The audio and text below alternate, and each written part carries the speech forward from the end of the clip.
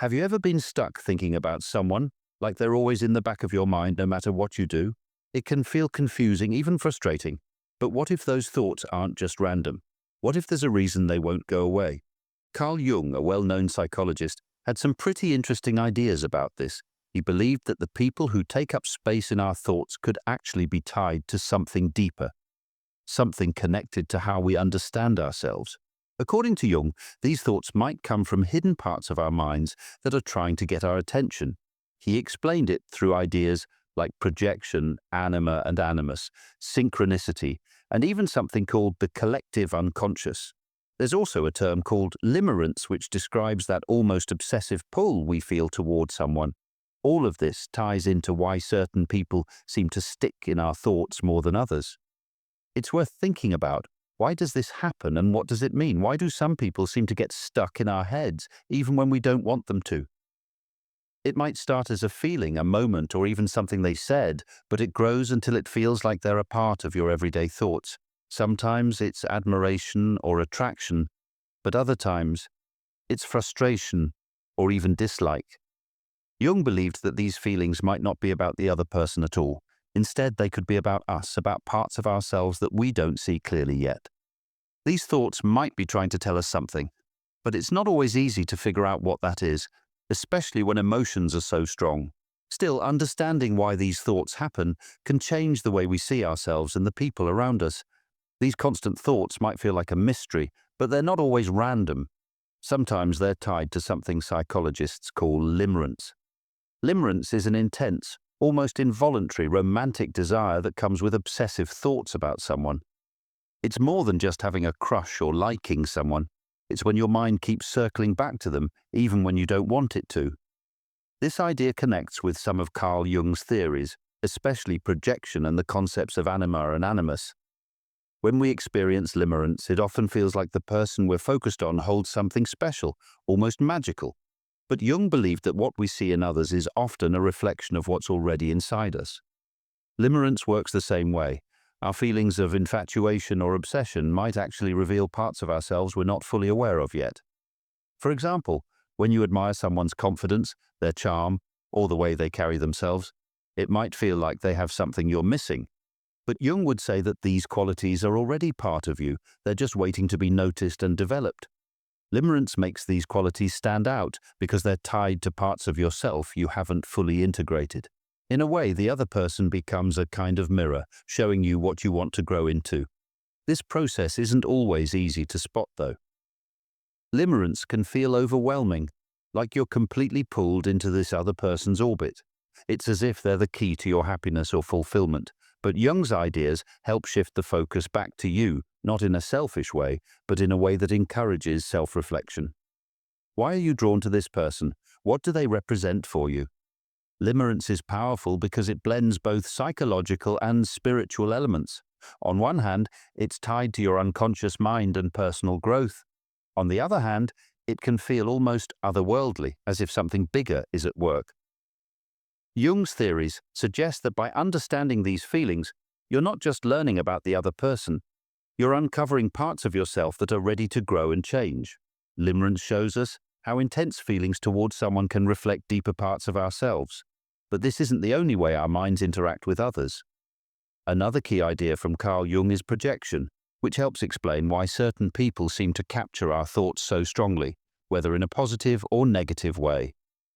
Projection happens when our unconscious mind places qualities, feelings, or traits that we may not fully recognize in ourselves onto someone else. Sometimes this works in a positive way. For instance, you might admire someone for their confidence, kindness, or creativity, feeling drawn to them because they seem to embody these traits effortlessly. But what Jung believed is that these qualities you admire aren't really about them. They're about you. Those same traits might be dormant within you, waiting to be acknowledged and developed. The other person is simply reflecting them back to you like a mirror. On the other hand, projection can also show up in negative ways. Have you ever found yourself irritated or repelled by someone, even when they didn't do anything objectively wrong? According to Jung, this could be a form of negative projection. The traits you dislike in that person might actually be aspects of yourself that you've suppressed or don't want to confront. For example, If someone's arrogance really bothers you, it might be worth asking yourself whether you've ever struggled with similar tendencies, or maybe you've gone so far in the opposite direction that you deny any part of you could be like that. Projection, whether positive or negative, is a way our psyche communicates with us. It uses our relationships with others to highlight parts of ourselves that we might not be fully aware of. Someone you admire might inspire you to grow into a better version of yourself, while someone who frustrates you might be showing you areas that need healing or understanding. These emotional reactions aren't just random. They're clues about what's happening within you. By paying attention to these projections, you can start to see others not just as individuals, but as reflections of your inner world. This shift in perspective can be a powerful step toward understanding yourself more fully. Projection shows us how we often see parts of ourselves in others, whether through admiration or frustration. But Jung's ideas go even further when it comes to the way we connect with people on a deeper level. He believed that some of the strongest, most intense connections we feel are tied to two archetypes within us, the anima and animus. The anima represents the feminine qualities within men, like emotional depth, creativity, and intuition. The animus, on the other hand, embodies the masculine traits within women, such as strength, decisiveness, and logic. Jung believed that these archetypes exist in everyone, regardless of gender, and they influence the way we relate to others. When we meet someone who seems to click with us in an almost unexplainable way, it might be because they reflect these hidden parts of ourselves. For men, encountering someone who embodies the anima can feel like finding their other half. This might show up as an attraction to someone who seems nurturing, emotionally connected, or creatively inspiring. For women, the animus can feel like a pull towards someone who appears confident, protective, or intellectually stimulating. In both cases, these connections can feel overwhelming, even magical, as if the other person completes something that's been missing. But here's the key point Jung made. These feelings are often projections of our anima or animus, not the reality of who the other person is. When someone stirs these archetypes within us, it's not just about them, it's about us recognizing the traits we need to develop within ourselves. For instance, a man captivated by a woman's creativity might be ignoring his own potential for creative expression. A woman drawn to a man's strength might need to acknowledge her own ability to stand firm and take charge. Jung believed that integrating the anima and animus within us is essential for achieving balance. Instead of relying on others to bring these traits into our lives, we can develop them ourselves. By doing so, our relationships become healthier and less dependent on the idea of someone else completing us. This process of integration doesn't just improve our relationships, it also helps us grow into a more whole and authentic version of ourselves. The anima and animus show how the people we connect with often reflect hidden parts of ourselves, but Jung's ideas go even deeper. Beyond the personal unconscious, the unique experiences and traits that shape who we are, Jung introduced the concept of the collective unconscious.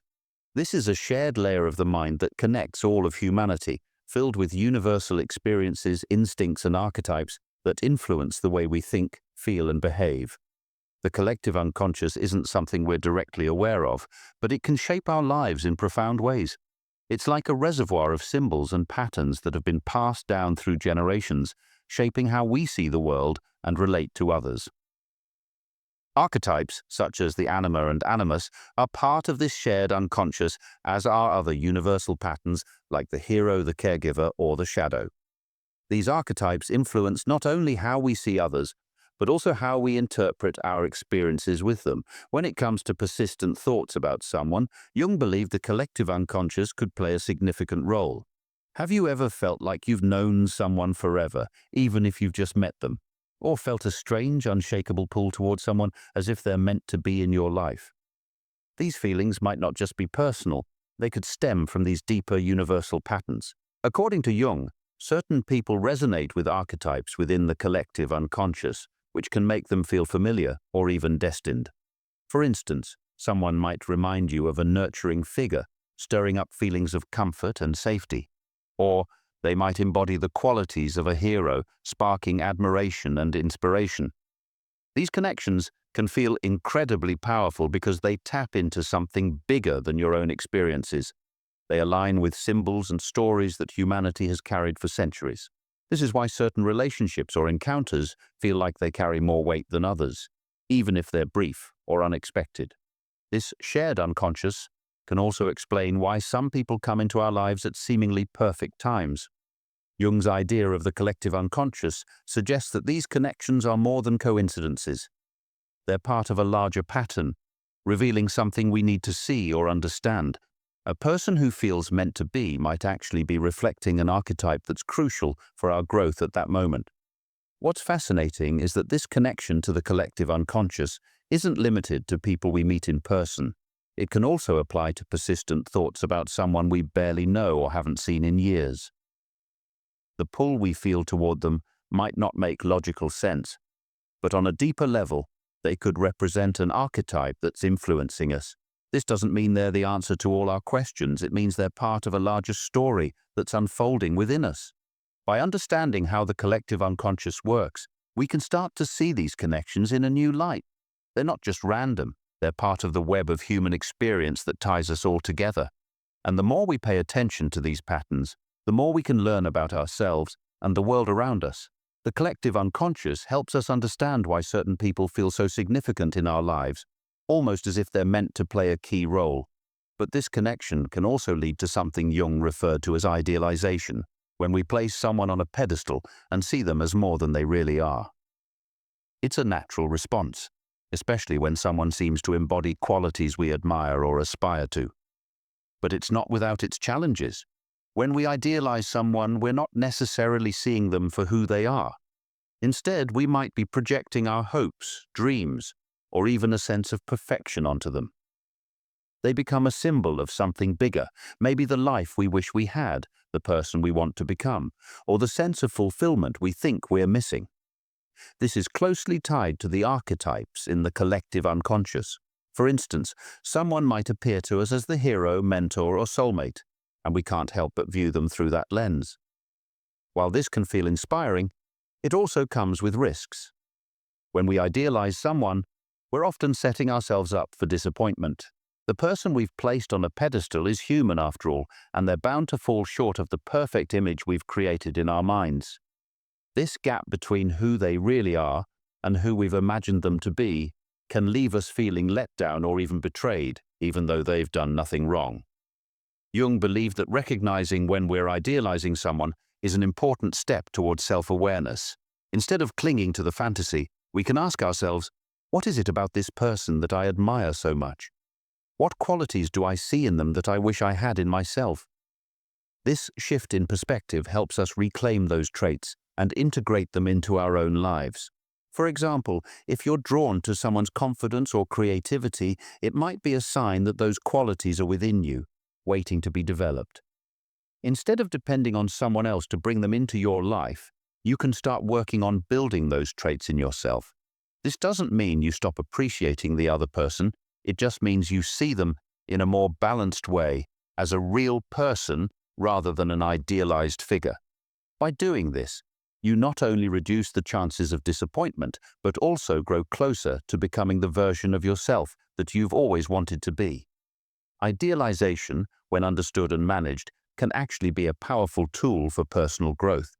It's less about changing the other person and more about changing how we see ourselves. Idealization helps us see how we project our aspirations onto others. But sometimes, the connections we feel with people go beyond admiration or symbolism. Jung had a term for this, synchronicity. It's the idea that meaningful coincidences aren't just random. They happen for a reason, as if the universe is aligning certain events to grab our attention. Have you ever found yourself thinking about someone only for them to call you, text you, or even appear in your life shortly after? Or maybe you've noticed their name popping up everywhere, like on a billboard or in a random conversation. These moments might feel strange or unexplainable, but Jung saw them as signs, indicators that something significant is happening on a deeper level. Synchronicity connects our inner world to the external one. It's as if the thoughts and emotions we carry inside resonate with events outside of us, creating these seemingly magical moments. For instance, if you've been obsessing over someone you haven't seen in years and suddenly bump into them at a place you'd never expect, it might feel like fate, but Jung would suggest it's more about the unconscious patterns within you, aligning with the world around you. These events can feel spiritual, as though they're pointing us towards something important we need to pay attention to. They might signal unresolved feelings, unacknowledged desires, or even opportunities for growth. The person you're thinking about might not just be a part of these coincidences. They could represent something your unconscious mind wants you to explore or understand. For Jung, synchronicity wasn't just about noticing these moments, but reflecting on what they might mean. Are they pushing you to confront a part of yourself you've been avoiding? Are they highlighting a connection or theme in your life that needs more attention? While these events might feel mysterious, their purpose is often to guide us toward greater self-awareness. The beauty of synchronicity is that it reminds us how interconnected everything is: our thoughts, our feelings, and the world around us. These moments aren't about predicting the future or proving something supernatural. They're about noticing patterns and allowing them to lead us to a better understanding of ourselves. By paying attention to these coincidences, we might uncover truths about our lives that we wouldn't have noticed otherwise. Synchronicity shows us how the events and people we encounter often carry deeper meaning, almost as if they're nudging us towards something we need to realize. But what's the bigger picture behind these experiences? For Jung, it all leads to one central idea: individuation. He believed that this was the ultimate purpose of life: to become our most authentic whole selves by integrating every part of who we are, including the ones we've ignored or suppressed. When you find yourself unable to stop thinking about someone, it's not just about them, it's about you. These persistent thoughts can act as a spotlight, highlighting hidden aspects of your personality, fears or desires that you might not have fully explored. They're not random. They're a call to pay attention to what's going on beneath the surface. The connection you feel with that person, whether it's admiration, longing, or even frustration, often points to parts of yourself that are waiting to be understood and accepted. For example, someone who fascinates you might reflect qualities you admire but haven't fully developed in yourself. On the flip side, someone who irritates you might be mirroring traits you dislike or deny in yourself. These relationships, whether real or imagined, act like mirrors, helping you see yourself more clearly. Jung believed that understanding these dynamics is key to individuation, bringing the unconscious parts of your mind into the light so that you can become more balanced and whole. This process of individuation isn't easy. It requires self-reflection and a willingness to confront parts of yourself that might feel uncomfortable. But it's also incredibly transformative. By recognizing what these persistent thoughts are showing you, you're not just learning about the other person. You're learning about yourself. The traits, emotions, and patterns they bring out in you are all part of your journey towards self-awareness and personal growth. The people who occupy your thoughts, whether they bring you joy or frustration, aren't just random distractions. They're catalysts for change, helping you uncover who you really are. Jung saw these connections as essential steps in the process of becoming your true self. Through them, you begin to integrate all the parts of your personality, the good, the bad, and everything in between. It's this integration that leads to true transformation, allowing you to live a more authentic and meaningful life. Individuation shows us how the people we fixate on can act as guides, revealing parts of ourselves we need to acknowledge and integrate. But to truly benefit from these experiences, we need to take an active role in understanding them. This is where self-reflection comes in. Jung believed that the process of looking inward, really examining these persistent thoughts and what they mean, is essential for personal growth. When someone occupies your thoughts, it's tempting to focus on them, on what they did, who they are, or what they mean to you, but the real work lies in turning that focus inward. What is it about this person that draws your attention? Is it admiration, longing, frustration, or even anger? And what might those feelings be saying about you? By asking these questions, you begin to peel back the layers of your own mind, uncovering patterns, desires, and fears that may have been hidden. This process isn't about blaming yourself or overanalyzing every detail. It's about being curious and honest with yourself. For some, journaling can be a helpful way to untangle these thoughts. Writing down what you're feeling and why you think these thoughts persist can bring clarity. For others, talking to a trusted friend or seeking therapy can provide valuable insights. A therapist can guide you in exploring these emotions, helping you connect the dots between your experiences and the deeper parts of your psyche. Self-reflection is more than just understanding why someone is on your mind. It's about using those insights to grow. When you recognize that admiration for someone's confidence is really a call to build your own, or that irritation with someone's behavior might be tied to something unresolved within yourself, you take a step toward individuation. You start integrating those qualities into your life, becoming more balanced and self-aware. This work isn't always easy. It requires patience and a willingness to face uncomfortable truths. But the rewards are worth it. As you begin to understand these persistent thoughts, they lose their power over you. Instead of feeling consumed by them, you can see them for what they are: opportunities for growth. Over time, this process can help you develop a stronger sense of self, one that's less dependent on others to feel complete. In the end, these experiences aren't just distractions or coincidences. They're moments that push you toward becoming your authentic self. By reflecting on them, you gain a deeper understanding of who you are and what you need to feel whole. It's not about erasing these thoughts or ignoring them. It's about learning from them and allowing them to guide you toward a more meaningful, balanced life. If this resonates with you, take a moment to reflect on someone who's been on your mind lately. What might they be showing you about yourself? And what steps can you take to grow from that understanding? These questions are worth asking because they open the door to a version of yourself that's more aligned, self-aware, and authentic.